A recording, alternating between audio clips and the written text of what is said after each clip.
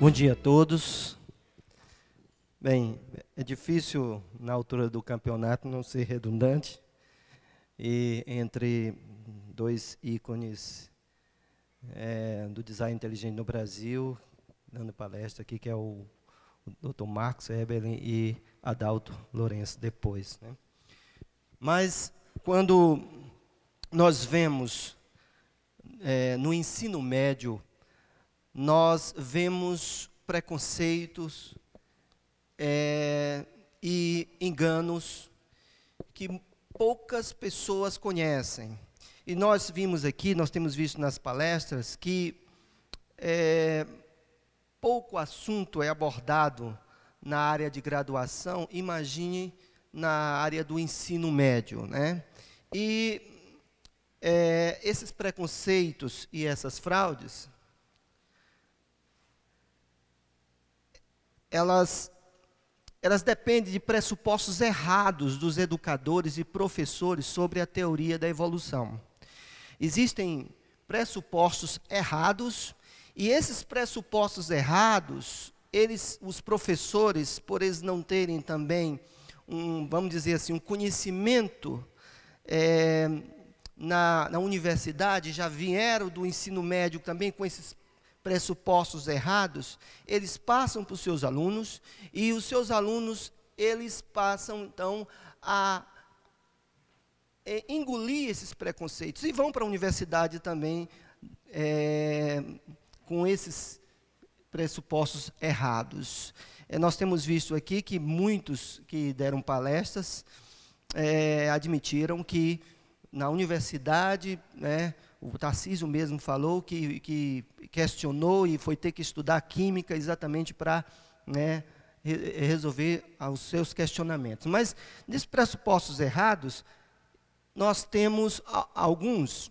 Por exemplo, o primeiro pressuposto errado de muitos professores e de alguns evolucionistas é que não há dificuldades com a teoria da evolução. Alguns dizem logo imediatamente, olha, não há dificuldade com a teoria da evolução. Mas nós precisamos entender que isso é uma questão filosófica. Apesar do Dr. Marcos não ter falado, mas eu fiz também filosofia. Então, eu gostaria de falar um pouco que essa questão de dificuldades, a expressão teoria já é uma dificuldade filosófica. Por quê? Porque a palavra teoria, será que nós podemos dizer realmente que é ciência? Eu tenho lido bastante sobre um filósofo da ciência, que é Karl Popper, né? Karl Popper, eu entendo que Karl Popper, ele foi muito lógico, com o livro dele mesmo, A Lógica da Pesquisa Científica, em tratar da ciência. E é por isso que existe muita coisa da ciência que não é ciência. Inclusive, Popper, ele fala exatamente isso. Ele fala sobre a teoria o seguinte: na medida em que a teoria resista... Desculpa, eu vou voltando aqui.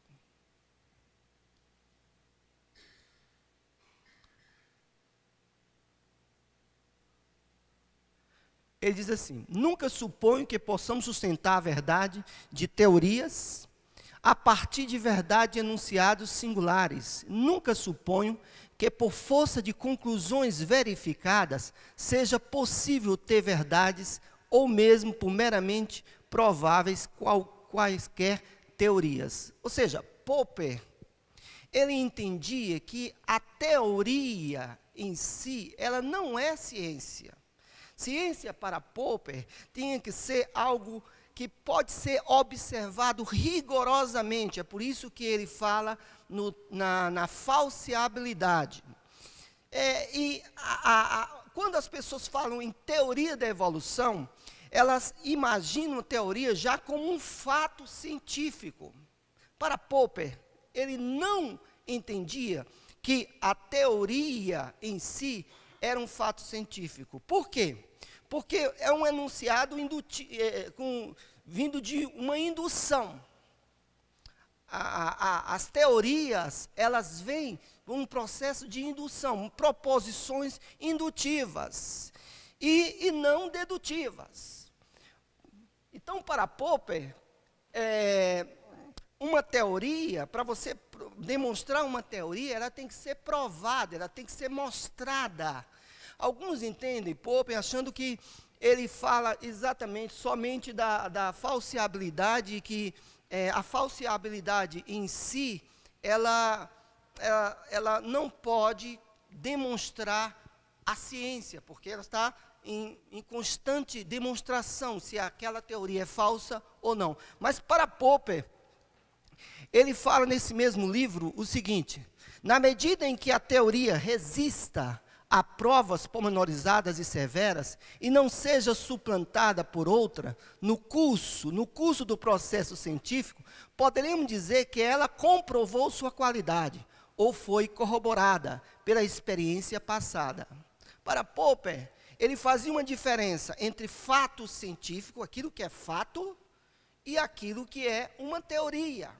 Uma teoria, ela precisa estar em constante demonstração, com falseabilidade, demonstração, para que realmente ela passe por esse teste, e caso ela não passe, segundo Popper, passa-se para outra teoria. Se ela passar, ela já passa a ser um fato científico, e não uma teoria. Então, para Popper, existe muito na ciência fé, é o que ele diz aqui. Encarando a matéria do ponto de vista psicológico, inclino-me a pensar que as descobertas científicas não poderiam ser feitas sem fé, em ideias de cunho puramente especulativo e, por vezes, assaz nebulosas, de que, sob o ponto de vista científico, é completamente destituída de base, em tal medida é metafísica. Para ele, então, muito da ciência é fé, e é por isso que nós vemos dados e mais dados mudados. Inclusive, recentemente, a teoria do Big Bang foi revista, está sendo revista, né? E como o Enésio falou aqui, a teoria da evolução também está sendo revista. Para Popper, isso é fé. As pessoas estão especulando, não é ciência. Ciência tem que ser observado. Todos os passos têm que ser demonstrado. Não parte de um processo, de uma proposição indutiva, mas de uma proposição dedutiva. E por isso, eu vejo que, quando as pessoas falam em teoria da evolução, eles já têm a ideia de algo que já é certo, né? E os livros de biologia, eles fazem exatamente isso, né?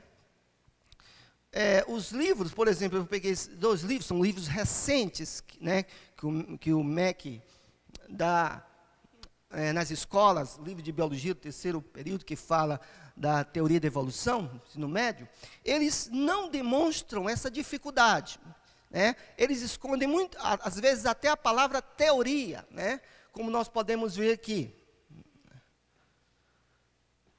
Prestem atenção que no livro não tem a expressão teoria. Ele já coloca assim, evolução. Evolução, a vida em transformação. É verdade que páginas seguintes, eles vão falar teorias da evolução. E falam sobre Lamarck, né?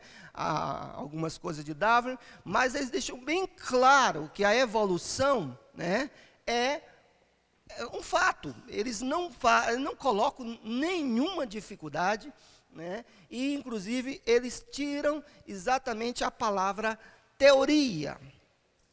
Nas páginas desses livros também, nós vemos, vejam aí, o que é que eles colocam aqui? Evolução, um fato científico, ou seja, o professor ensina, né, que a evolução já é um fato científico, mesmo que eles demonstrem aqui, né, as explicações clássicas baseadas nas ideias de Darwin não esclarecem todas as dúvidas, mas continuam válidas em suas ideias gerais. Ou seja, eles deixam aqui uma brecha, né, que não continuam, que tem dúvidas, mas eles tratam, sim, a evolução como fato científico, né?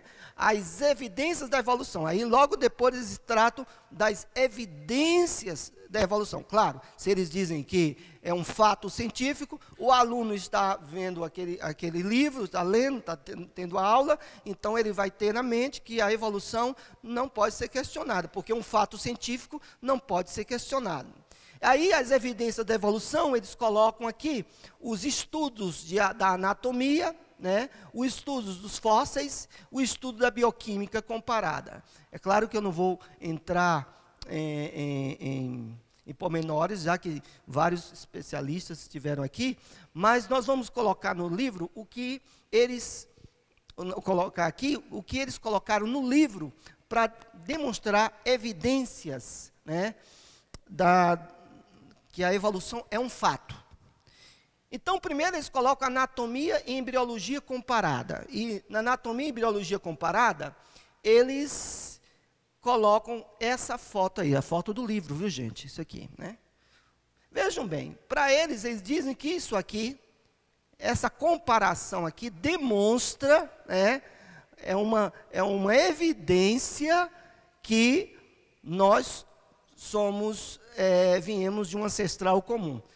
Eu não sei onde eles viram semelhança, mas eles colocam aqui como que esses, né, da baleia, né, da ave, né, do crocodilo e do ser humano, eles estão comparando aqui que são parecidos. Eu não vejo semelhança, mas eles acham e colocaram isso simplesmente como uma evidência do fato, né, da evolução. Outra que eles colocam em um livro é exatamente esses embriões que vocês estão vendo aí, né? Um embrião de um rato, que é esse aqui, né? Esse aqui é o embrião de um rato. O segundo é um embrião do ser humano. E esse terceiro aqui é o embrião de um gato, né? E é interessante que esse embrião de rato, eles colocaram a foto de 11 dias de gestação. No embrião do ser humano, 7 semanas de gestação. E no embrião do gato, 2 semanas. O que é que nós notamos com isso? Nós notamos que eles pegaram os períodos que mais poderiam ser parecidos para dizer que eles são semelhantes e para provar, demonstrar a nossa ancestralidade comum. Mas esse autor, ele foi até mais honesto, porque do outro livro, ele coloca, né, os embriões de Haeckel, que nós vamos falar daqui a pouco, né? Na verdade, Darwin, no seu livro A Origem das Espécies, ele fala sobre os embriões. Ele diz o seguinte: é muito provável que num grande número de animais, o estado embrionário ou o estado de larva nos apresente de um modo mais ou menos completo o estado adulto do ascendente do grupo inteiro. Então, Darwin, ele fala no seu livro que o estado embrionário, ele demonstra, de alguma forma, a ancestralidade comum, né? E nós vemos que Haeckel, que foi um contemporâneo de Darwin, ele é autor dessa famosa frase, dizendo: a ontogenia recapitula a filogenia. Ou seja, o desenvolvimento dos embriões, eles demonstram, de uma certa forma, a sua evolução. Então, Haeckel, para demonstrar o que Darwin ensinou no seu livro, A Origem das Espécies, ele, então, ele faz os seus desenhos, que é o desenho que está no livro, né? O desenho que está no livro. Aqui são os embriões de Haeckel, né, que ele colocou, né, os famosos embriões de Haeckel. E aqui nós temos o peixe, a salamandra, a tartaruga, a galinha, o porco, o ser humano. Então, notem aqui que ele fez esses desenhos aqui, e são muito parecidos, né? E ele fez com o propósito de demonstrar que nós somos descendentes de um só ancestral, né? Demonstrando a teoria de Darwin. Só que esses embriões de Haeckel, eles foram questionados muito antes, né? Eles foram questionados por esse homem aqui, né? Adam Sedgwick, em 1894. Ele diz o seguinte: não existe estágio de desenvolvimento no qual em olho nu falharia para distingui-los com facilidade. Então, desde o século XIX, né, no período de Haeckel, Adam já questionava os desenhos de Haeckel, né? E nós vemos que Michael Richardson, ele fez um artigo na Science, e ele diz o seguinte: parece que está longe de existir uma das mais famosas fraudes em biologia. E ele compara os embriões de Haeckel com os embriões verdadeiros no mesmo estágio. Vejam a diferença, né? Então, Richard, nesse artigo da Science, ele coloca que é uma fraude, diz abertamente que é uma fraude, e ele coloca os desenhos da foto verdadeira e os desenhos de Haeckel. E é incrível que ainda tem nos livros didáticos os desenhos de Haeckel, sem nenhuma explicação como prova, como demonstração da teoria da evolução, né?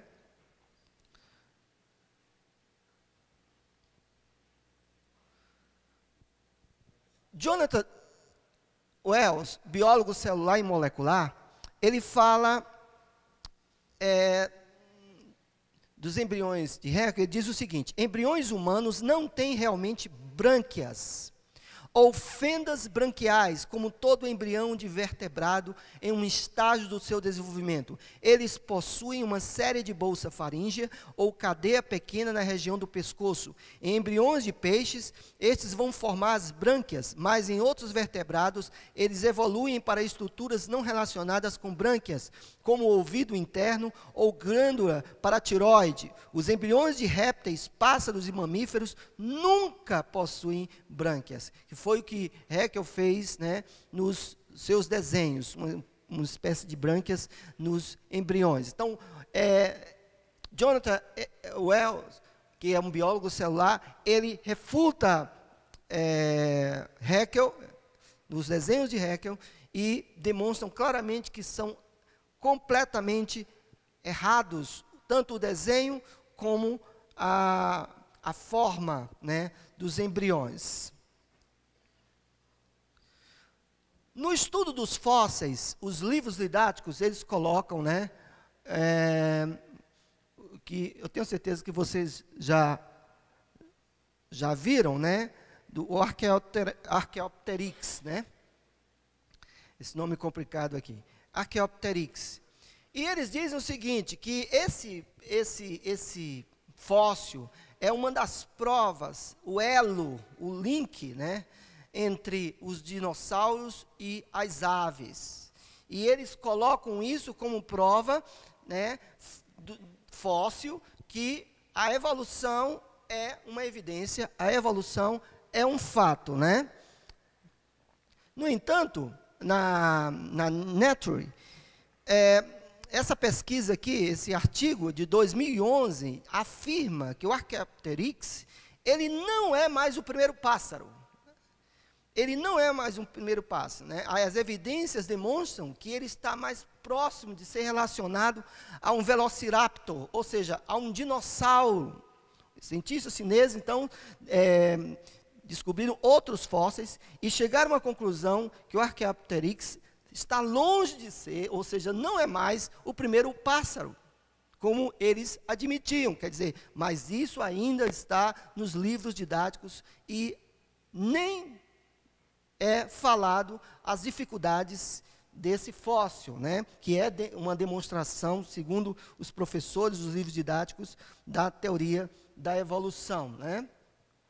Que diz respeito à bioquímica comparada, já foi falado muito aqui, não vou entrar muito em pormenores, mas diz assim nos livros didáticos, nesses livros, o número de aminoácidos que diferencia uma proteína em duas espécies biológicas reflete, na verdade, o número de mutações que ocorreram no gene que produz essa proteína. Assim, as espécies ser humano e carpa diferenciaram-se há bastante tempo na história da vida, já que as diferenças entre as suas proteínas são muitas. No livro, então, eles dizem que os macacos, no caso, é diferente. Os macacos, então, demonstram, né, por número de proteínas, que nós somos bem próximos, né?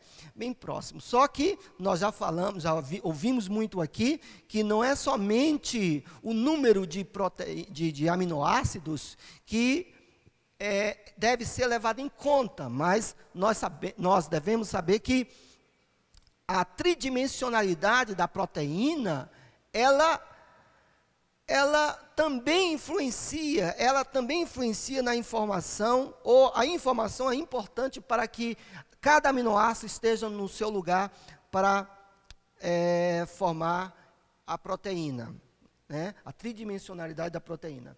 Tem no livro, né, de Stephen Meyer, Darwinismo, Design e Educação Pública, ele diz o seguinte, no começo, não sei por que está tão... Ele diz assim, no começo dos anos de 1950, entretanto, uma série de descobertas causaram uma visão simplista de proteínas, no sentido de sua variação. De 1949 a 1955, um bioquímico, Fred Sanger, determinou a estrutura de uma molécula de proteína, a insulina.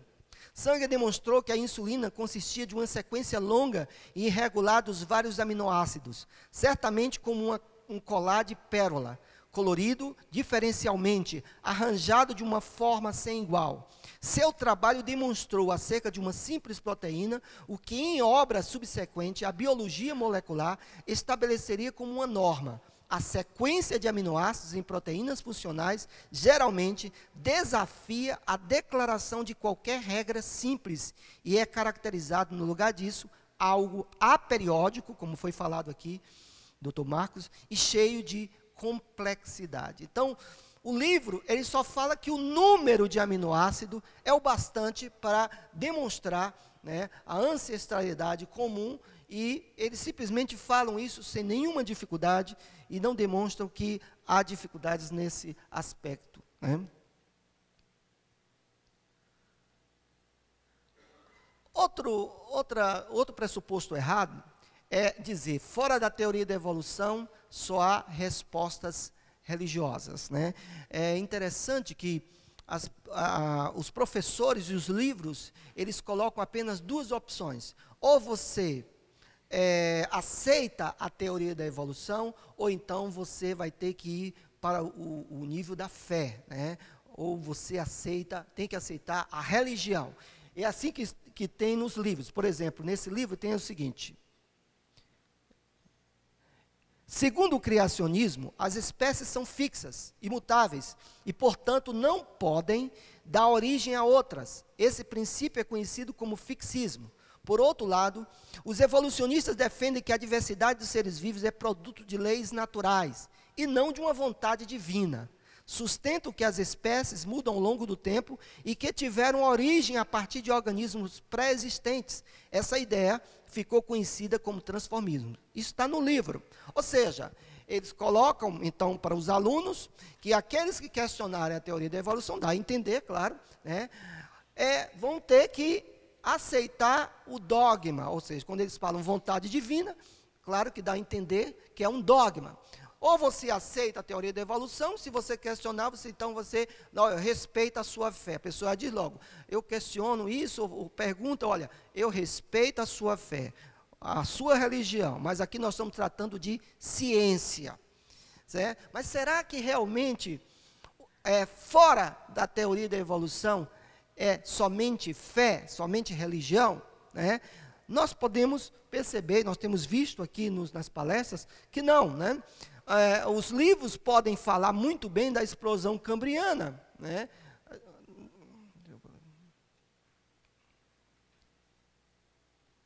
Os livros podem falar muito bem da explosão cambriana, que já foi falado também aqui, né?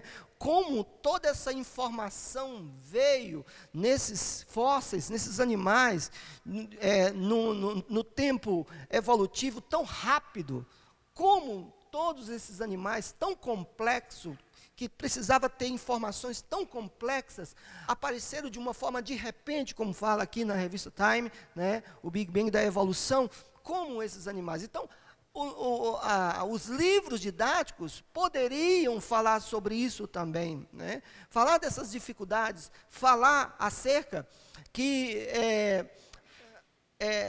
isso questiona a teoria de Darwin no sentido da ancestralidade comum, mas eles não falam. Também, existem as máquinas biológicas, né? Como o flagelo bacteriano, como já foi falado aqui, que é uma verdadeira máquina biológica, né? Nós vemos aqui o ribossomo, né?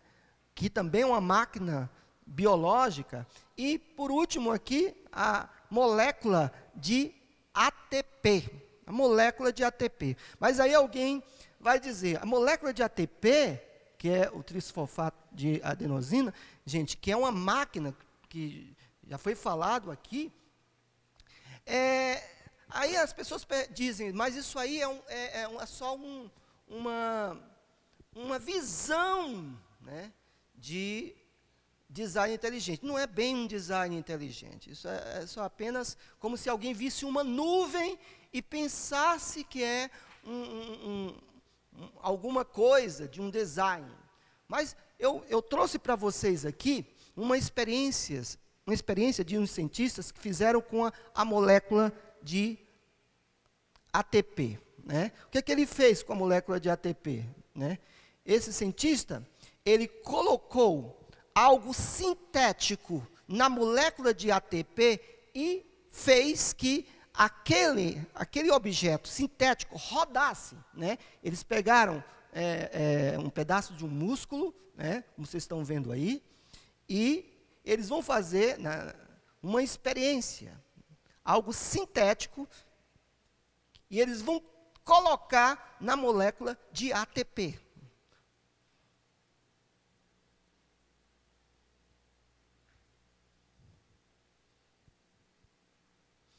Então, nós podemos perguntar, será que realmente só aparência de design, como alguns dizem, será que olha só o que eles tentaram fazer. Eles colocaram algo sintético, com várias técnicas. Isso é no vídeo do Discovery Channel.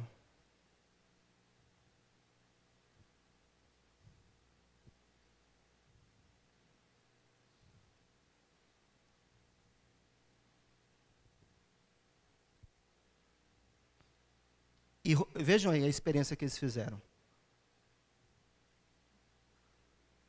Eles colocaram algo sintético na molécula de ATP e tiveram uma experiência formidável. Então, demonstra que não é só a aparência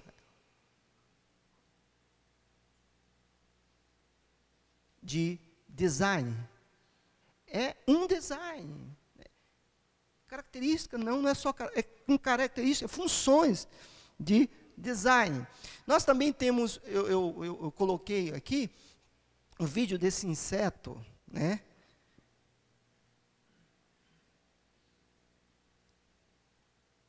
Desse inseto, vejam bem, né? Não é somente aparência de design, mas também, né, implica em planejamento.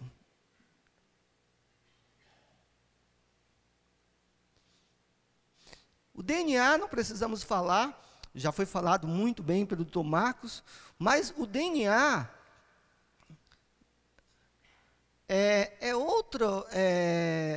outra demonstração do design inteligente, como foi falado muito bem aqui, né? Existe o código digital, incluindo sequências de aminoácidos para formarem proteínas. A informação não é só linear, existe informação dentro de informação, sobre o DNA list, que é um sistema operacional que regula o tempo, expressão das regiões de código de molécula do DNA, né? Então, isso tudo não pode ser chamado de religião, isso é uma demonstração de design. E isso poderia ser falado nos livros didáticos, como, né, uma demonstração também de design. Mas não é falado, né? Então, além da teoria da evolução, nós não temos religião, nós temos também pesquisas, nós temos ciência, né? E eu diria ciência, né, de alto nível. Os enunciados dos livros didáticos são confiáveis. Outro pressuposto errado que as pessoas têm, né? Que os livros didáticos, os seus, são confiáveis. Será? Nós vamos colocar aqui, né, na biogênese. O que é que tem nos livros didáticos sobre a biogênese, né? Que nós já vimos aqui uma lei, né, vida só pode gerar vida. Mas é o que diz aqui. Ainda na década de 1950, o americano Sidney Fox aqueceu demoradamente aminoácidos desidratados e surpreendeu-se ao observar que ao final surgiam proteínas. Vejam o que eles colocam no livro. Com a experiência de Sidney Fox, ele fez proteínas. Comprovavam-se assim as hipóteses de Oparin, que receberam o nome de teoria dos coacervados. Quer dizer, o aluno lê isso e diz, pronto, nós temos uma das provas que a vida realmente veio por meios naturais. Sidney Fox, ele fez a sua experiência e surgiu proteínas, né? E nós vimos que foi muito criticado esse Sidney Fox, né, por esse artigo científico de Adriana Nogueira. Ela diz o seguinte: Sidney Fox propôs uma alternativa a este problema e, partindo da base da ausência de água, favoreceu a formação de ligações peptídicas, juntou aminoácidos puros e cristalinos, retirando assim a água da mistura, e encontrou polímeros de aminoácidos que continham algumas propriedades das proteínas. Chamou de proteinoides a estes polímeros e afirmou que a vida se originou nos arredores dos vulcões da Terra primitiva. Mas essas proteinoides não são proteínas e ele utilizou aminoácidos purificados que não têm nada a ver com os que existem na natureza. Quer dizer, enquanto ele chamou de proteinoides, porque tem algumas propriedades das proteínas, os livros colocam como proteínas propriamente ditas e como demonstração da biogênese. Outra coisa que tem nos livros sobre os hominídeos. Quando se fala em hominídeos, aí que nós vemos um grande dado de informação falsa sobre os hominídeos, né? Primeiro porque os hominídeos é muita interpretação. Eles acham uma calota craniana aqui, depois acham um fêmur ali, eles então interpretam, isso é um hominídeo. Mas quando nós vamos para os livros didáticos, eles colocam muito sobre os hominídeos, né? Por exemplo,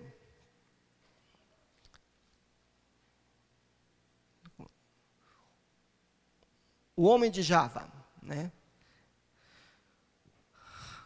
O homem de Java, esse holandês aqui, Eugène de Bosch, né, sem a pronúncia holandesa, Eugène de Bosch, em 1891, ele achou uma calota craniana, né, de macacoide, um fêmur humano e 3 dentes, 2 de macacos e um dente humano. O dente humano ele escondeu, né, dos outros cientistas, e ele só disse dos 2 dentes de macaco. E com essa calota craniana macacoide, com esse fêmur humano, ele fez então com massa, ele completou com massa, e então ele disse que esse era um descendente, era um intermediário do macaco e o homem, e é chamado o homem de Java, né? Por quase 50 anos, esse homem de Java foi considerado, né? Mas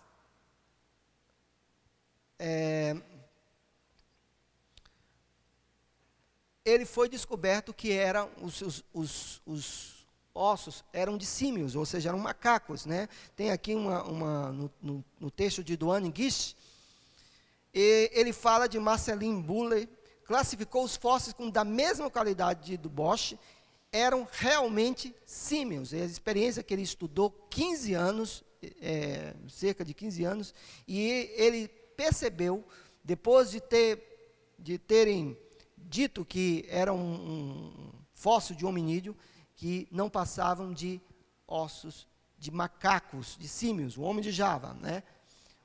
Outro que é colocado muitas vezes, né, que nós vemos aqui, coloquei por causa do tempo, né? Nós temos o homem de Pequim, o homem de Java, que nós falamos, o homem de Piltdown, né, que esse aqui inclui um padre chamado Teilhard de Chardin. É por isso que a Igreja Católica ela é muito voltada para a evolução desde do padre Teilhard de Chardin, que foi ele participou dessas escavações. Vou colocar aqui e voltar.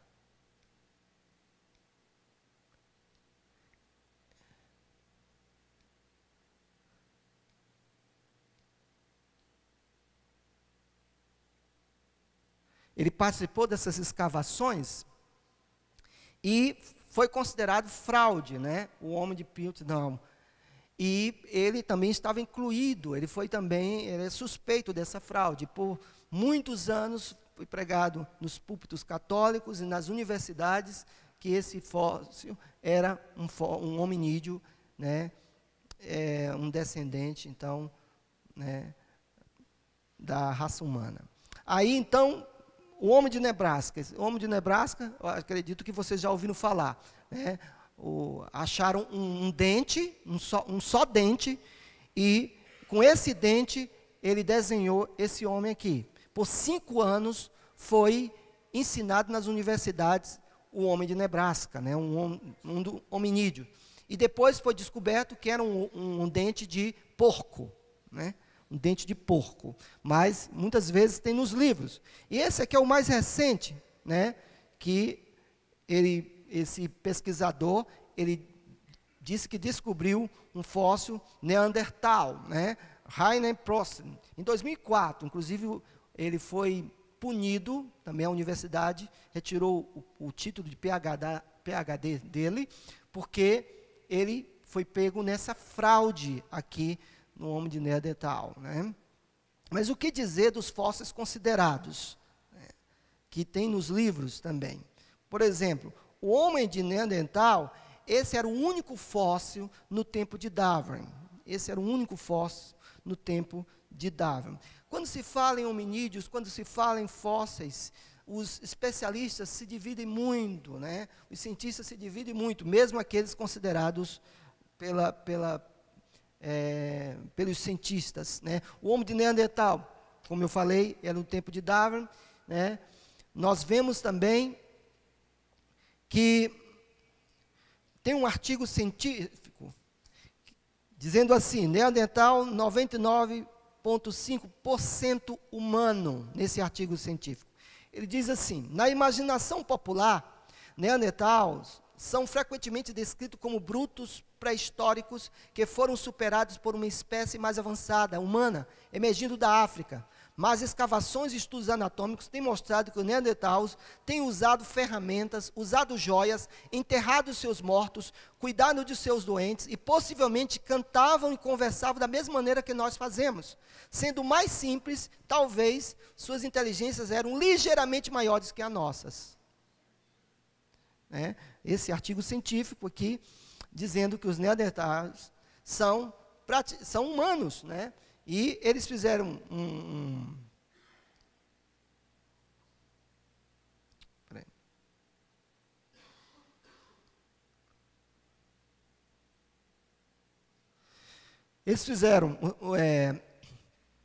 pesquisas e experiências, e eles chegaram à conclusão: os resultados dos novos estudos confirmam a humanidade do Neandertal e mostra que seus genomas e nossos são mais de 99,5% idênticos, diferenciando por apenas 3 milhões de bases. Então, esse artigo científico demonstra que os Neandertais são humanos, né? Como os livros colocam como um ancestral, demonstrando que nós descendemos dos macacos. Eu acho incrível como não há questionamento nenhum, não há nenhum comentário sobre isso nos livros didáticos, simplesmente colocam, né? O Australopithecus, também muito conhecido e reconhecido, né? O Australopithecus, vejam bem, em 1924, Raymond Dart achou o primeiro fóssil, que foi chamado de Australopithecus africanus.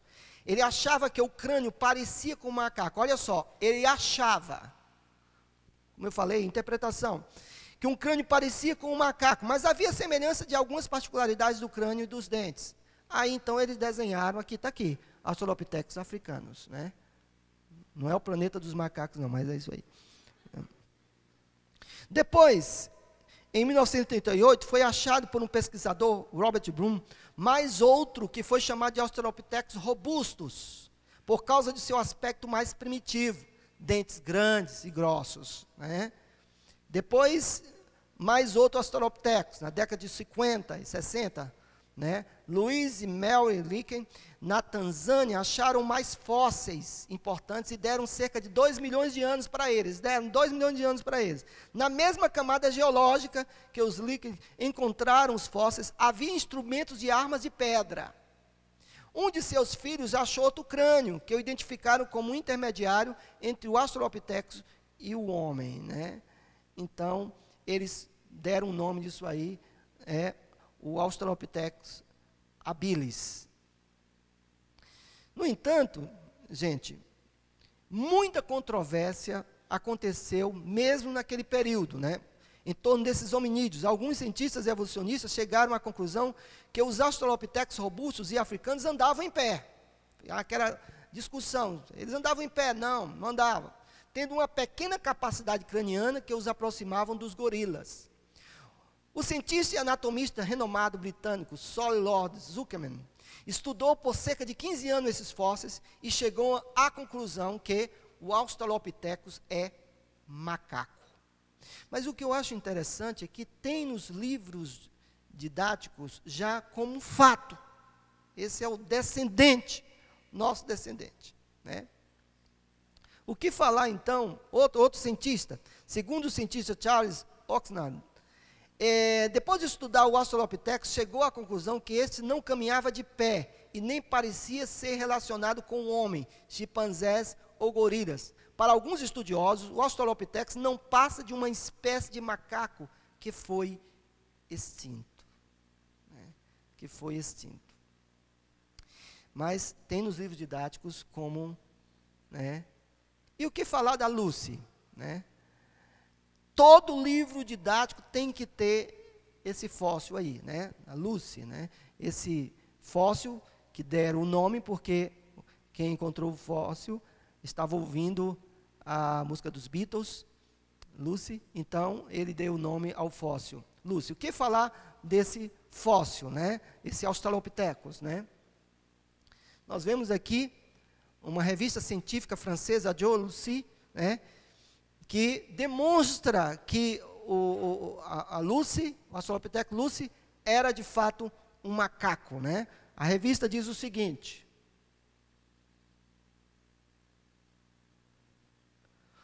uma nova teoria afirma que o gênero Australopithecus não é a raiz da raça humana. Os resultados a que chegaram por única mulher autorizada a examinar o STW573 são diferentes das teorias normais a respeito dos antepassados da humanidade. Isso destrói a árvore genealógica dos hominídeos. Isso aqui, gente, é uma revista científica que está falando.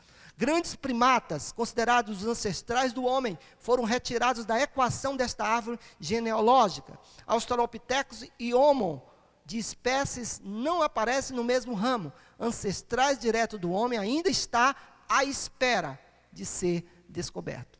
Mas nos livros didáticos, a Lucy tem que estar lá dizendo como uma das provas da ancestralidade comum, né, que Darwin defendia.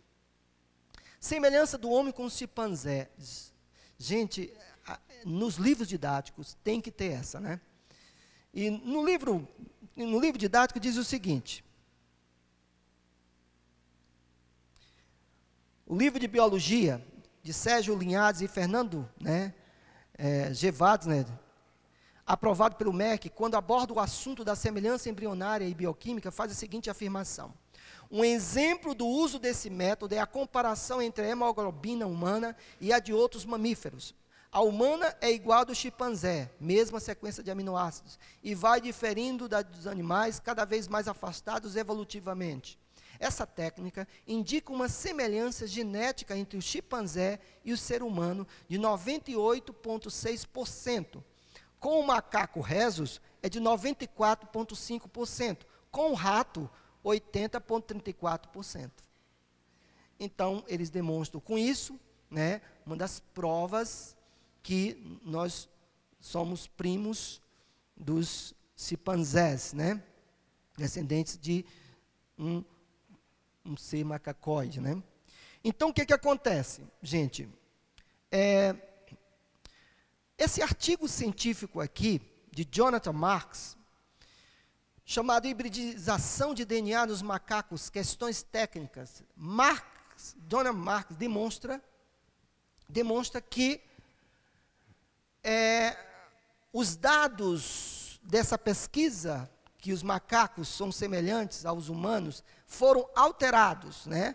E ele coloca, né, por causa do tempo, nesse artigo científico que essa técnica foi fraudada e alterada. Mas existem outros artigos científicos, que eu vou passar por causa do tempo, relativas diferenças, o mito de 1% também já foi falado aqui, que não é somente 1%, mas John Corren admite que os genomas humanos e chimpanzés diferem acentuadamente em grandes porções de DNA ausentes, extragenes, número e estrutura de cromossomos, conexões alteradas nas redes de genes e outras coisas que nós não vamos falar, né? Mas que nesses artigos científicos demonstram que não é somente 1%, mas muitas coisas mais incluem essa na complexidade entre os humanos e macacos, né? Outro artigo científico, esse 80% de proteínas são diferentes entre humanos e chimpanzés. Nesse artigo científico, ele diz o seguinte: o chimpanzé é o nosso parente vivo mais próximo. As diferenças morfológicas entre as duas espécies são tão grandes que não há qualquer problema em distinguir entre eles. No entanto, a diferença de nucleotídeos entre as duas espécies é surpreendentemente pequena. A comparação do genoma precoce através de técnicas de hibridização de DNA sugeriram uma diferença de nucleotídeos de 1,2%, que ele se baseia no dado que foi fraudado. Recentemente, a sequência de nucleotídeos direto confirmou esta estimativa. Esses resultados geraram a crença comum de que o ser humano é extremamente próximo do chimpanzé a nível genético. No entanto, se olharmos para as proteínas, que são as principais responsáveis pelas diferenças fenotípicas, o quadro é bastante diferente. E cerca de 80% de proteínas são diferentes entre as duas espécies. Então, nesse artigo científico, demonstra e joga por terra essa ideia que os chimpanzés são primos dos humanos. As mariposas de Manchester, eu vou falar rapidamente, por causa do tempo, que tem nos livros didáticos, é simplesmente uma fraude, né? Por causa do tempo eu não vou dizer, mas são colocadas nos livros como uma das provas da seleção natural, né? E vou passar. Esse homem, Bernard Cattrall, em 1950, ele fez essa experiência na Inglaterra, né? Ele soltou mariposas claras e escuras numa floresta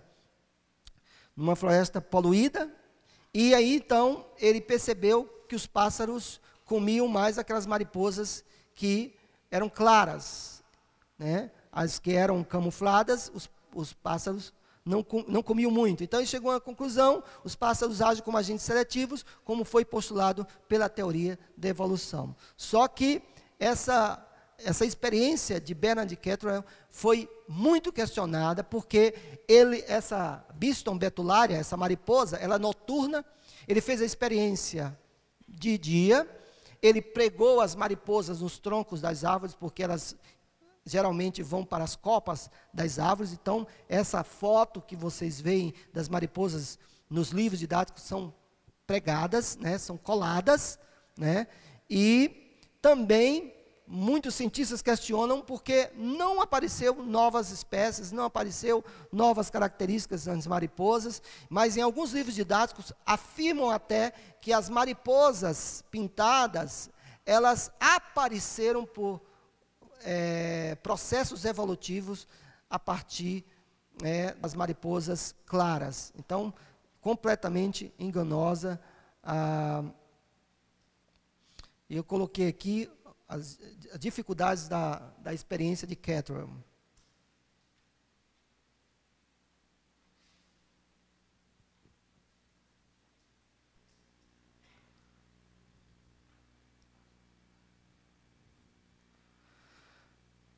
Essa pesquisadora, ela questionou seriamente essa experiência de Cattell, né, que eu vou passar. Ele coloca aqui, né,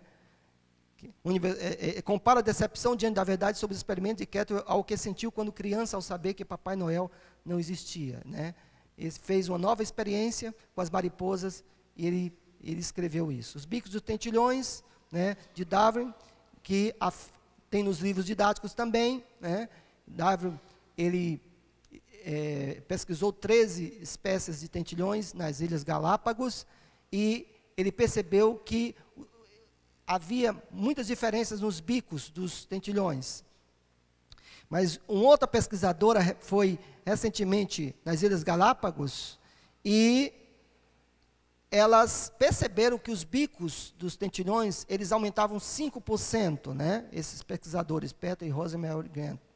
E eles chegaram à conclusão, então, que, né,